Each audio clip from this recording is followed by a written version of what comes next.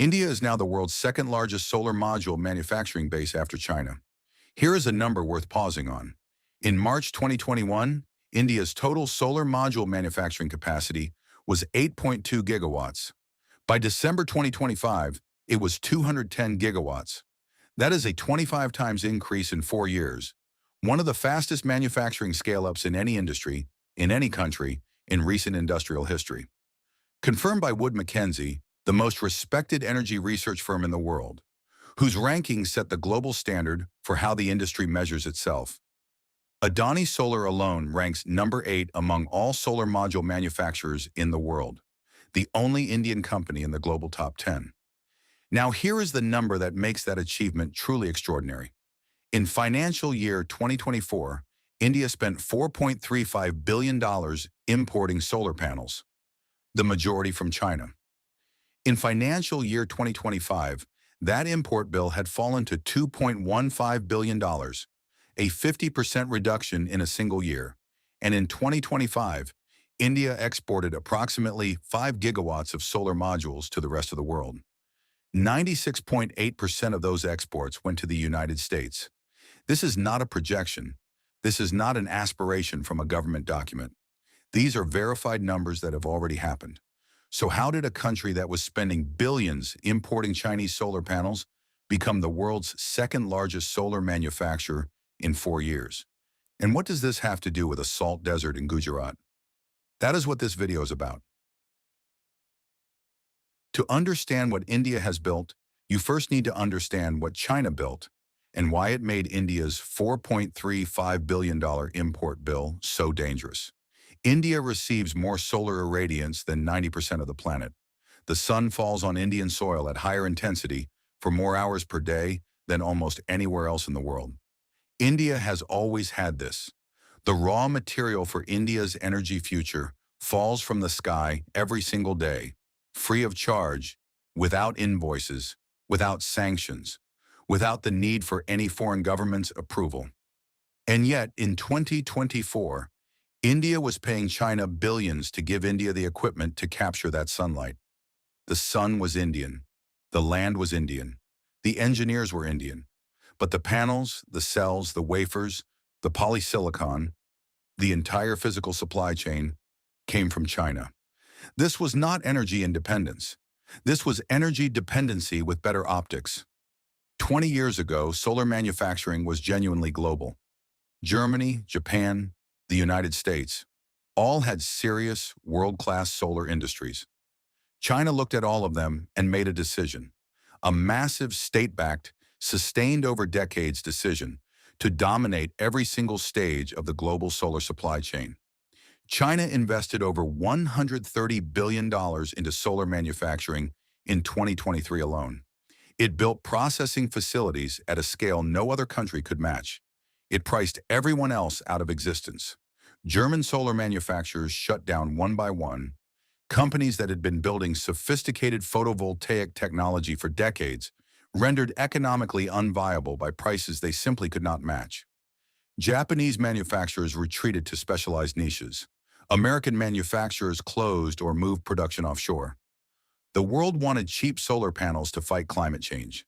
China provided them at prices that made every alternative look financially irrational.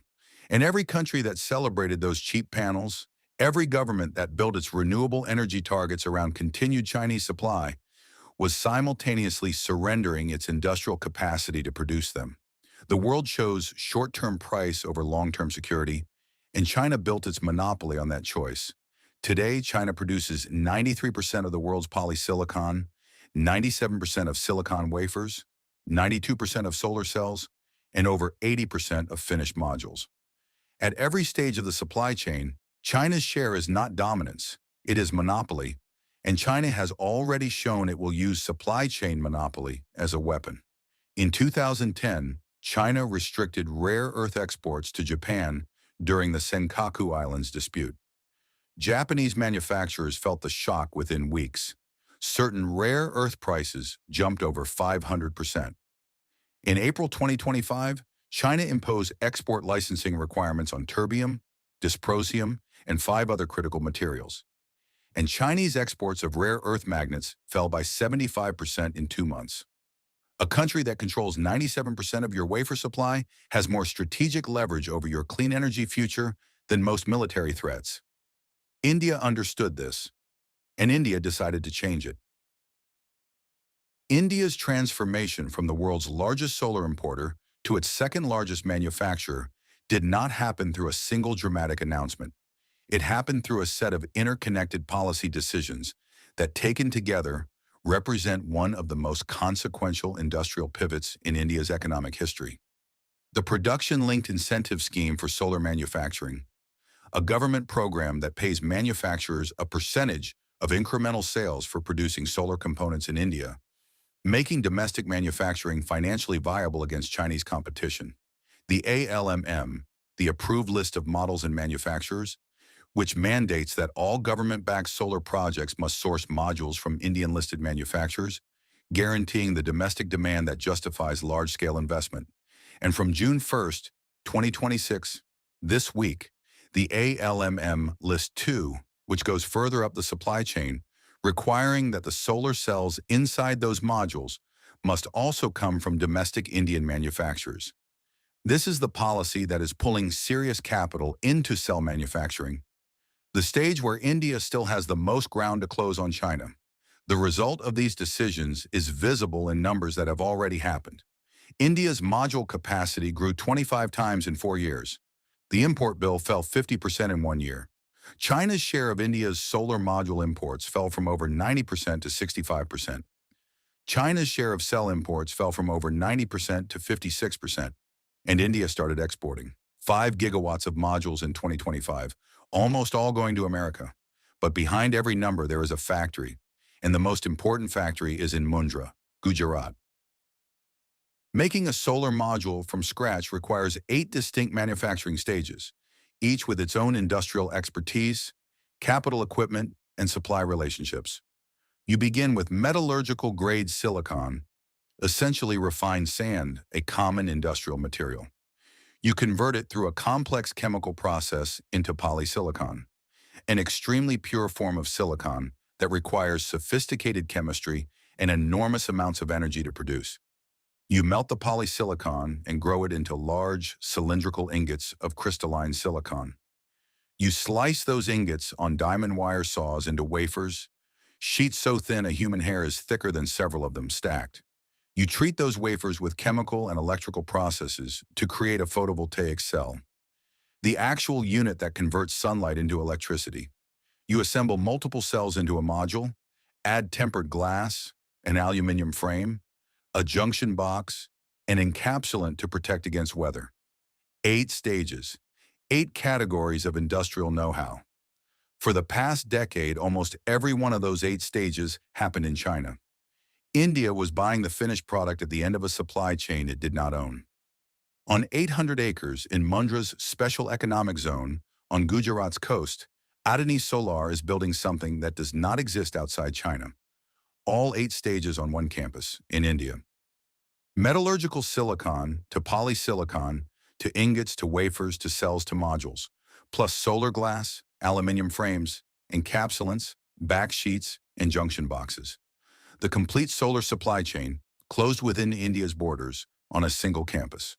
Current operational capacity is 4 gigawatts of cells and modules and 2 gigawatts of ingots and wafers. The target is 10 gigawatts of fully integrated capacity by mid-2026 from one facility, more than India's entire country produced across all manufacturers just 4 years ago. The Ministry of New and Renewable Energy named Mundra Solar the second largest solar PV module manufacturer in India in 2024. Wood Mackenzie ranks Adani Solar number 8 globally with Grade A classification in H1 2025, the only Indian company in the global top 10, maintaining full capacity utilization while Chinese competitors posted combined losses of $2.2 billion in the same period. And Mundra manufactures wind turbines, which matters enormously for what is happening 400 kilometers to the north.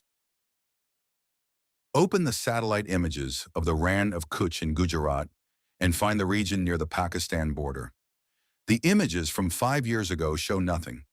Flat white salt terrain extending in every direction, broken only by the occasional drainage line. No roads visible, no structures, no cultivation, no habitation. Land so inhospitable that India's own government had classified it as officially unproductive, officially without economic value, officially written off. Today, from satellite altitude, the same location looks like a chessboard has been dropped onto the desert. Precise black squares multiplying across the terrain, spreading outward from a central point, growing like something alive. That is not a city. That is not an industrial estate. That is 60 million solar panels and 770 wind turbines on 538 square kilometers of former wasteland. That too just 1 kilometer from Pakistan. That is the Adani Khavda Renewable Energy Park, 5 times the size of Paris, 1.5 lakh crore rupees, around $18.7 billion of investment, 60 million solar panels, 770 wind turbines. Target being 30 gigawatts of clean energy by 2029, enough to power Switzerland, Belgium, and Chile simultaneously. When fully operational, 81 billion units of clean electricity per year, and it sits exactly 1 kilometer from the international border with Pakistan. The land is the Rann of Kutch Salt Desert, temperatures above 50 degrees Celsius in summer, soil so acidic it dissolves steel from the inside, winds strong enough to require specially modified tractors. No mobile signal, groundwater so saline that desalination had to be drilled 700 meters down just to give workers something drinkable. When Gautam Adani flew his plane to survey this site in December 2022, he reportedly asked whether you could even find a mosquito in such emptiness. Today, 9.9 gigawatts of clean energy are running there, 8 nuclear power plants worth, on land the government had written off. Every previous attempt to build renewable energy at desert scale outside China has failed. America's Mojave Desert Project, $2.2 billion, 17% efficiency, financially unviable. North Africa's Desertec, $400 billion vision to power Europe from the Sahara, now has fewer than 3 of its original 20 shareholders. The engineers at Khavda chose a different approach. They stopped fighting the desert and started working with it. 60 million solar panels that do not wait for sunlight. They hunt it, rotating 180 degrees across the sky on algorithm-controlled hinges, capturing light on both faces, including the reflection from the white salt floor below, producing 30% more output than fixed panels of the same size. Dust is the invisible enemy. 1 millimeter kills 30% efficiency, and at this scale, that means cities going dark. Washing 60 million panels with water would waste 10,700 million liters per year in one of the driest places on Earth. So waterless robotic cleaners, powered by the same solar energy, they move across panels continuously, fighting dust without a single drop of water.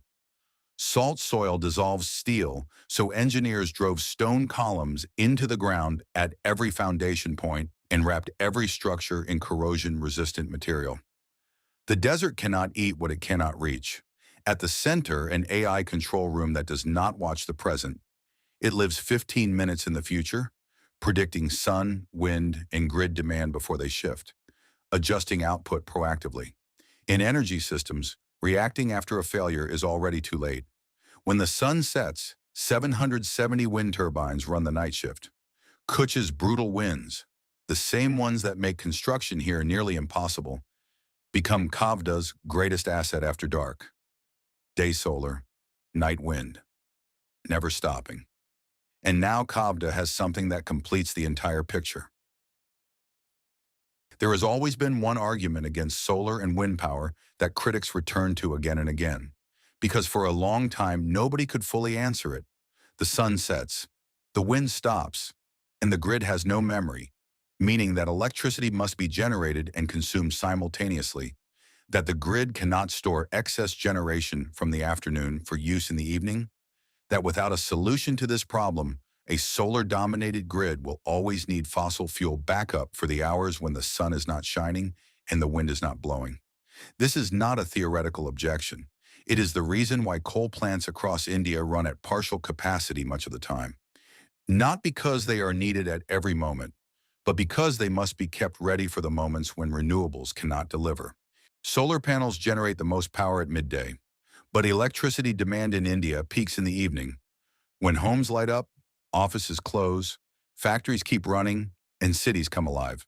Without storage, that gap has to be filled by coal or gas, fossil fuel plants that exist purely to cover the hours when renewables cannot. On May 26, 2026, Adani Green Energy announced that the battery storage system at Khavda had reached 3.37 gigawatt hours of cumulative capacity, the world's largest single-location battery storage system outside China. To understand what that means in human terms, 3.37 gigawatt hours is enough stored energy to power 1 million Indian homes for a full day, to run 12 million LED bulbs for 10 continuous hours, to cover the peak electricity demand of a city the size of Indore or Chandigarh through an entire evening peak period, without a single coal plant running.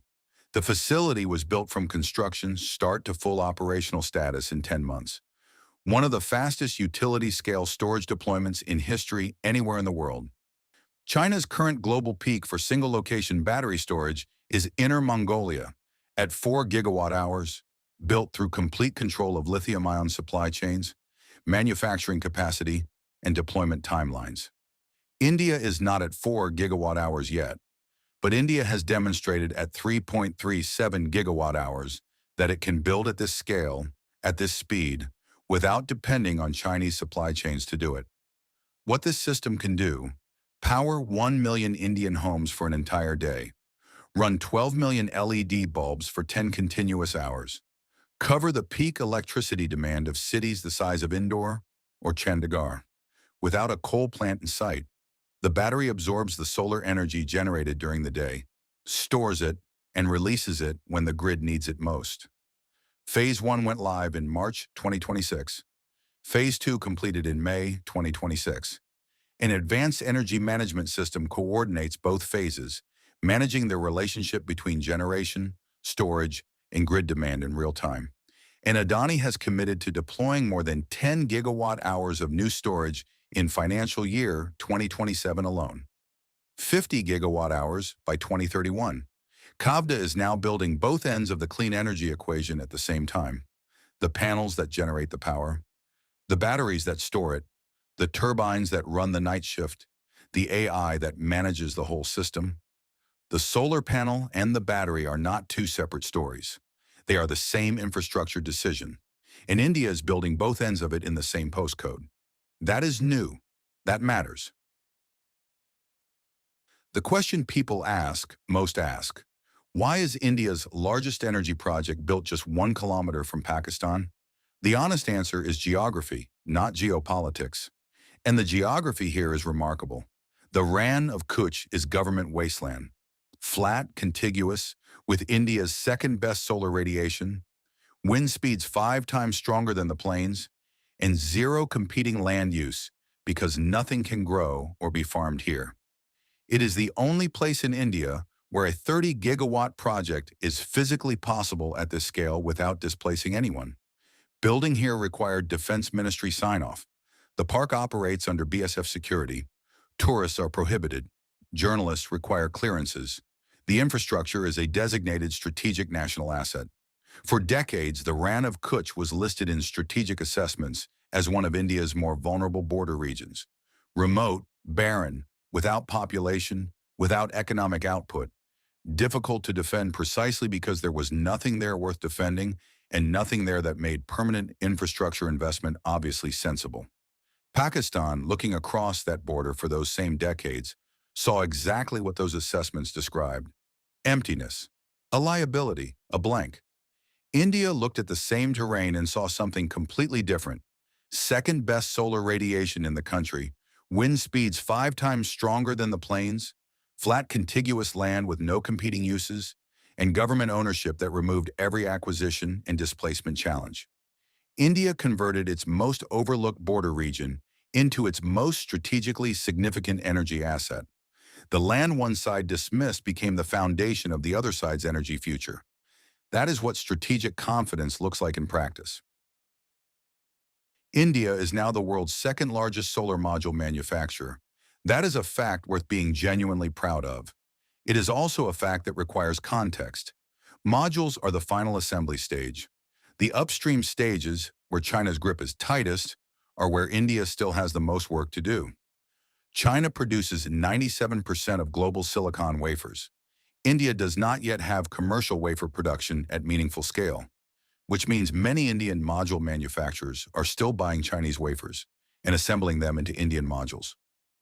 That is better than buying finished Chinese panels.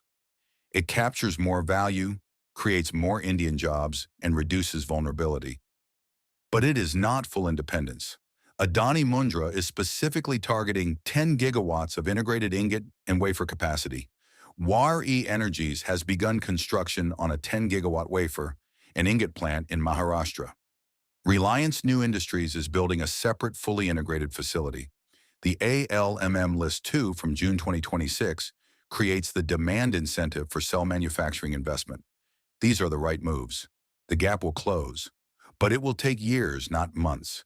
India is also still coal-dominant for baseload electricity.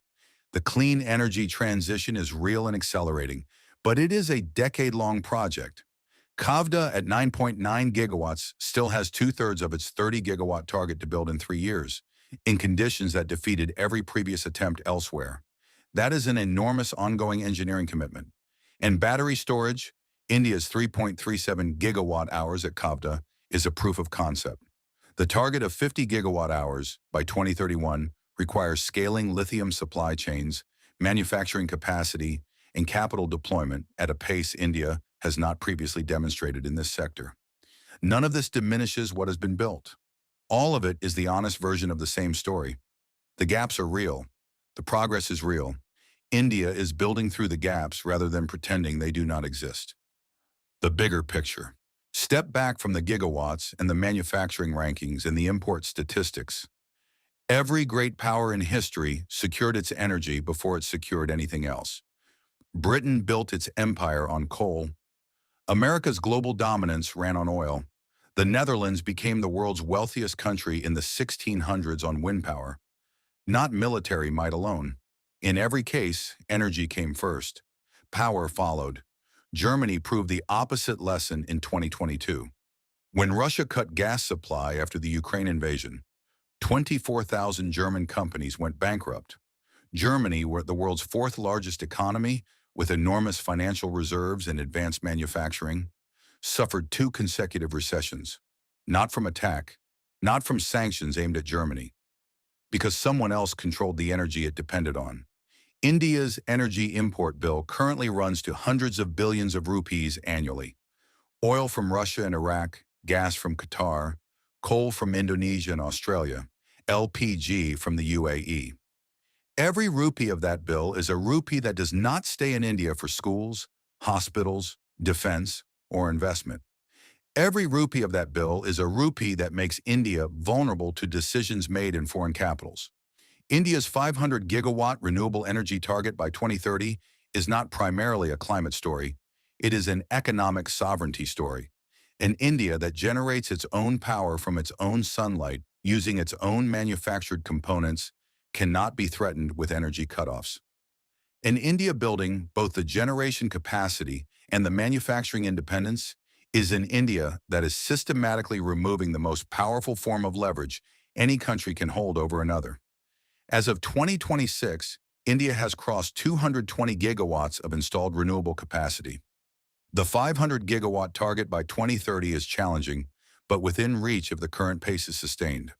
What Khavda and Mundra represent together is India building both sides of this equation at the same time.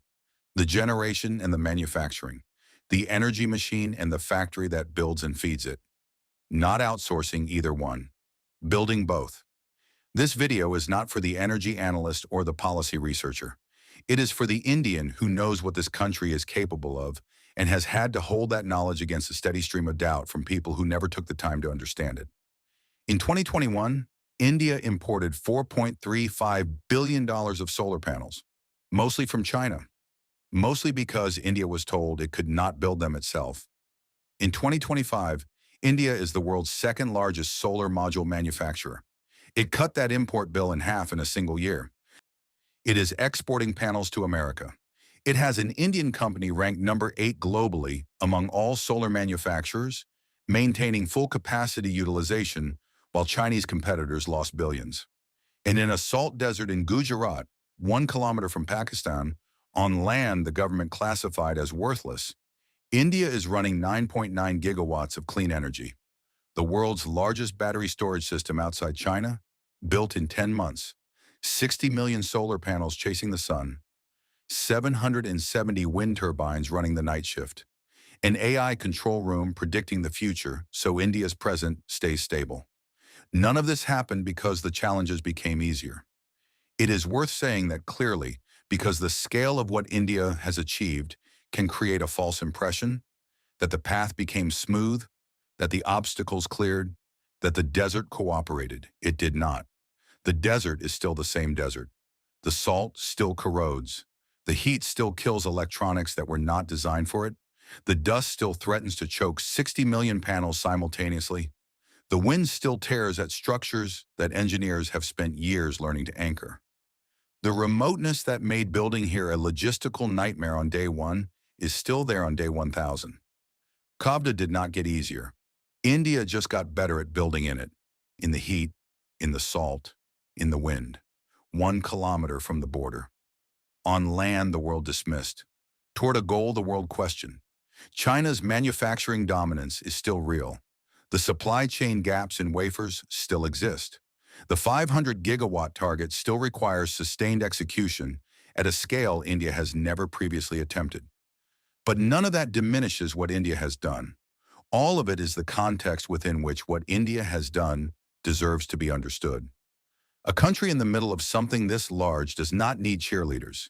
It needs people paying close attention, watching accurately, telling the story honestly, the breakthroughs and the gaps, the ambition and the distance still to go.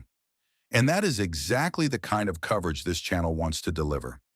To everyone who comes back to this channel, shares these videos, and cares about India's story being told with facts, context, and depth, you are the reason this work gets done. Do subscribe and share this with someone who still thinks India imports its future. That chapter is ending, and India is just getting started. Thank you for watching, sharing, and supporting this channel.